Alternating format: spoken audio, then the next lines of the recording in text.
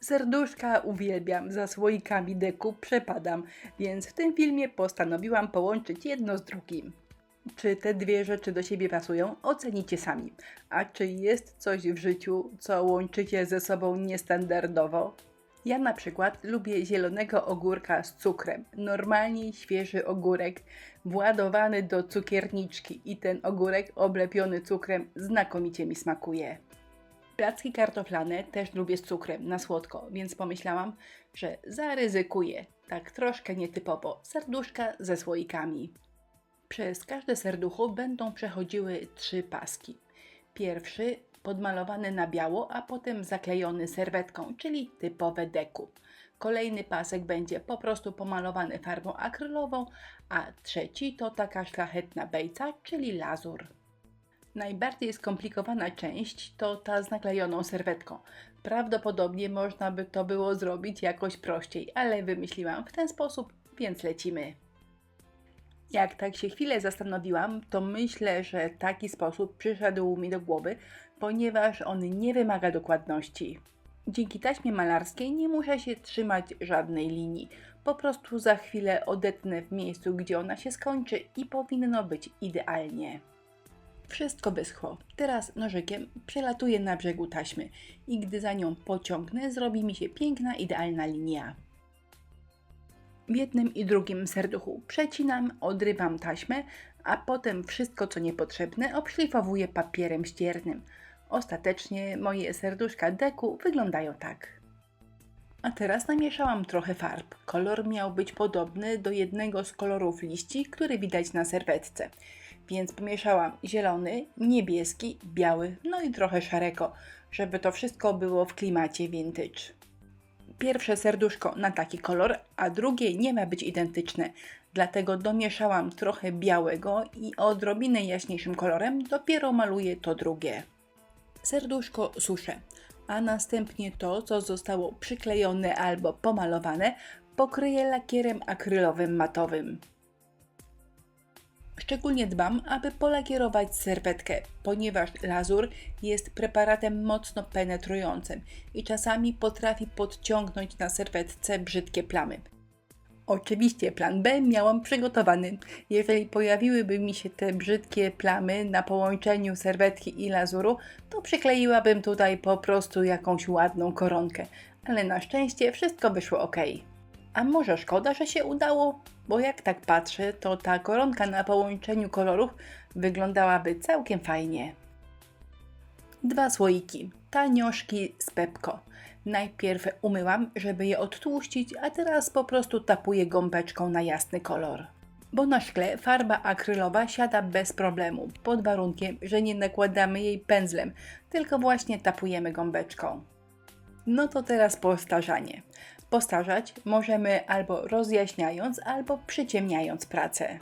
Postanowiłam, że środek trochę rozjaśnię i to jest pędzel szczecinowy i biała farba akrylowa plus metoda suchego pędzla. A brzegi, ale to dopiero za chwilę, trochę przyciemnię. I jeszcze jedno lakierowanie po całości. Lakierowania nigdy nie jest za dużo. Lazur to nie jest farba, to jest bejca, nie do końca zabezpiecza drewno i czasami robiąc na nim plamy zbyt rozwodnioną farbą robią mi się takie brzydkie podciągnięcia koloru. A gdy polakieruję, to nawet jeżeli coś mi nie wyjdzie, na przykład nie taka plama albo brzydko odbije szablon, to na świeżo to wszystko mogę z powierzchni bez problemu zmyć. Bardzo niepozorny szablon, po prostu gałązki, ale jeżeli lubicie takie lekko florystyczne prace, to on się świetnie sprawdzi. Co jakiś czas podnoszę szablon i sprawdzam, czy jest odpowiednio nierówno, bo to nie ma być idealna odbitka. Ten kolor ma tak troszkę meandrować, gdzieś ma być jaśniejszy, gdzieś ciemniejszy. Myślę, że to po prostu dużo ciekawiej wygląda niż idealna, perfekcyjna odbitka szablonu. Gałązki odbite, ale pędzelek cały czas mam brudny z brązowej farby, więc bez problemu go wykorzystam, żeby jeszcze troszkę przyciemnić boki. Pędzelkiem szczecinowym idealnego cieniowania albo przyciemnienia zrobić się nie da, ale ja jestem kobieta nieidealna i mi taki efekt odpowiada. Ale jeżeli cieniowanie ma być dopracowane, cień równo rozłożony, to warto wziąć do ręki pędzelek skośny. To nie jest trudne i w wielu miejscach się sprawdza. Zrobiłam dla Was specjalny film o tym, jak cieniować i podlinkuję Wam go pod tym wideo. Wiele rzeczy można zrobić nierówno i byle jak i to w całości świetnie wygląda. Ale są takie miejsca albo prace, gdzie nie możemy pójść na skróty, bo będzie to wyglądało niechlujnie. I w moim przypadku, na moich serduszkach, połączenie np. serwetki z farbą albo serwetki z lazurem powinno być ładnie wycieniowane. Kropeczki robię po prostu pędzelkiem do kropek, ale zwrócę Wam uwagę, że to nie jest idealnie biała farba. Przed chwilą ją troszkę przybrudziłam, bo idealnie białe kropki nie pasowałyby do tej pracy, a szczególnie do pracy vintage.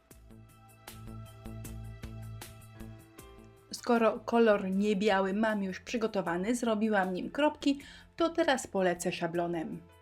Po wysuszeniu szablonu już nie lakieruję. Można lakierować całą pracę, ale nie trzeba. Uważam, że już jest całkiem fajnie zabezpieczona. Pierwsza przymiarka, serduszek ze słoikami. Co by tutaj jeszcze wykombinować? Nie ma co się zastanawiać. Dwie rzeczy do malowanego szkła zawsze pasują. Po pierwsze kropki, a po drugie efekt emali. Znakomicie wygląda i robi go się super prosto. Trzeba mieć pędzel szczecinowy oraz czarną farbę akrylową. Maluję na czarno, czyli obijam słoik i maluję tam, gdzie w naturalnym życiu podczas zwykłego użytkowania słoik by się sam obdrapał albo zniszczył. Wszystko mam już gotowe. Zostały jeszcze dodatki, czyli serduszka, koraliki i napisy, które trzeba przemalować na taki kolor, żeby pasowały idealnie. A jeżeli chodzi o serduszka, to nie chciałam, żeby były zawieszane w ten sam sposób. Mają na środku dziurkę, a poprosiłam męża i wykręcił mi takie dwie po bokach. Bo w moim życiu, jeżeli robię jakiś komplet albo zestaw, to nie o to chodzi, żeby jedno było klonem drugiego. To mają być dwie rzeczy, które są inne, ale znakomicie do siebie pasują. Uwielbiam czarny drut. Zazwyczaj wygląda świetnie i pasuje, ale wyginanie nie jest fajne. On w dotyku jednak jest twardy, troszkę sprężynuje i żeby dobrze wyglądał, trzeba się jednak odrobinę namęczyć. A ze sznurkiem jest zupełnie inaczej. Sznurek zawsze się układa tak jak chcemy i w dodatku pasuje. No to dopływamy do brzegu i kończymy pracę, a ja się zastanawiam, komu i po co potrzebne są takie serduszka ze słoikami. Wymyśliłam dwa zastosowania. Po pierwsze, można w słoikach trzymać długopisy. Na przykład na ścianie w przedpokoju albo w kuchni, w miejscach, gdzie one się przydają, ale nie ma ich za bardzo jak trzymać. Drugie zastosowanie, troszkę bardziej oczywiste, nalewamy wody i wkładamy kwiatuszki. Czy one jeszcze mogą się do czegoś przydać? Zapraszam Was do kreatywnego myślenia. Jeżeli wpadniecie na jakiś pomysł, to wpiszcie tą informację w komentarzu. No to już naprawdę koniec. Film wyszedł bardzo długi. Listę wszystkich produktów, których używałam w filmie, znajdziecie pod tym wideo. Na kolejny film zapraszam w najbliższą niedzielę, a wszystkich deku zakręconych zapraszam na moją świetną grupę na Facebooku. Nazywa się Inspirello i Przyjaciele. Zapraszam, o ile jeszcze Cię tam oczywiście nie ma. Do zobaczenia!